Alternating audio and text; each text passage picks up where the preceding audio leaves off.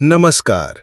स्वागत है आपका हमारे चैनल जीवन विमर्श में, जहां हम सुनाते हैं जीवन से जुड़ी प्रेरक और सीख देने वाली कहानियां। उत्तर भारत की हरी भरी वादियों में बसा राज्य प्रेमपुर अपनी शांति, समृद्धि और संस्कृति के लिए दूर दूर तक प्रसिद्ध था। यहाँ का राजमहल सोने चांदी से नहीं, बल्कि कला और संस्कृति की धरोहरों से जगमगाता था। गलियारों में वीणा और बांसुरी की मधुर ध्वनियां गूंजती, दीवारों पर चित्रों की छटा बिखरी रहती और हर कक्ष में अद्भुत मूर्तियां शोभा बढ़ाती। इस महल के स्वामी राजा विश्व प्रताप बहुत बड़े कला प्रेमी थे। बचपन से ही उन्हें कला से गहरा लगाव था। जब अन्य राजकुमार शस्त्रों से खेलते, तब वे मिट्टी से छोटी छोटी आकृतियां गढ़ा करते।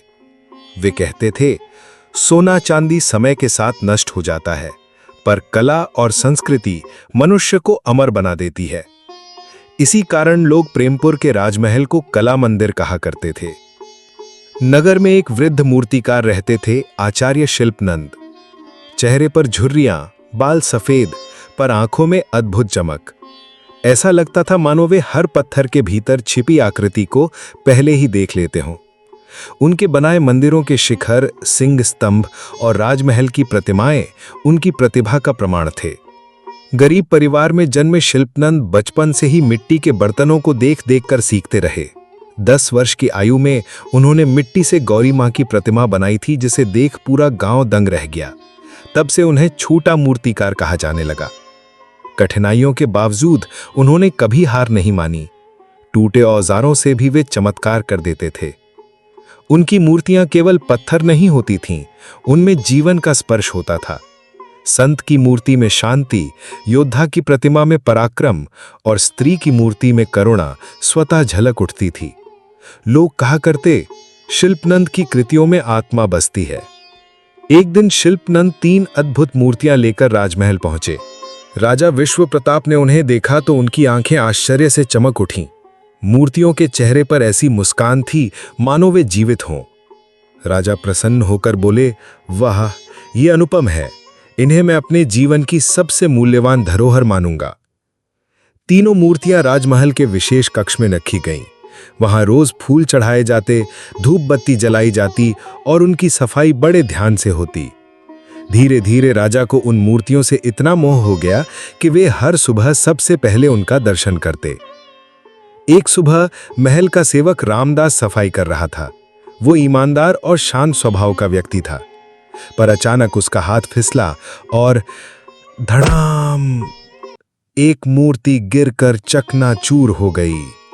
रामदास घबराकर बोला, हे भगवान, ये क्या हो गया? समाचार राजा तक पहुंचा।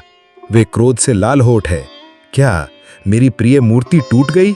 ये अपमान है। उस मूर्ख सेवक को मृत्युदंड दिया जाए। दरबार सन्न रह गया। सभी सोचने लगे, राजा का दंड बहुत कठोर है। रामदास ने जब सुना कि उसे मृत्युदंड मिलेगा, तो उसने चुपचाप बाकी की दोनों मूर्तियां भी तोड़ डाली। धड़ाम धड़ाम, पूरा महल गूंज उठा। दरबारी हक्के बक्के रह गए। अरे, ये क्या कर डाला? राजा ने क्रोधित होकर पूछा, दुष्ट, पहली मूर्ति तो गलती से टूटी थी, पर अब तूने जानबूझकर बाकी भी नष्ट कर दी, क्यों? रामदास हाथ जोड़कर बोला, महाराज, ये मूर्तियां मिट्टी की थीं। आज नहीं तो कल टूटनी ही थीं, और जो भी इन्हें तोड़ता आप उसे मृत्युदंड दे देते।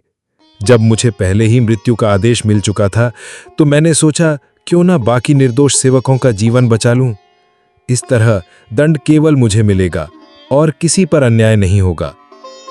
राजा स्तब्ध रह गए। उन्होंने देखा कि रामदास की आंखों में भय नहीं, बल्कि सच्चाई और निस्वार्थ भावना झलक रही थी। वे सिंहासन से उठे और धीमे स्वर में बोले, रामदास, आज तुमने मुझे सिखाया कि जीवन की सच्ची कीमत मिट्टी और पत्थर में नहीं, बल्कि इंसान की भलाई और त्याग में है।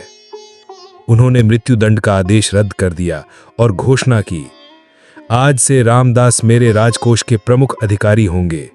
जिसने दूसरों की रक्षा के लिए अपना जीवन दांव पर लगा दिया, वही सच्चा सेवक और सच्चा नेता है।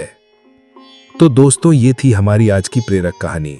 अगर आपको ये कहानी पसंद आई हो तो लाइक और शेयर जरूर करें और हमारे चैनल जीवन विमर्श को सब्सक्राइब करना ना भूलें। नमस्कार।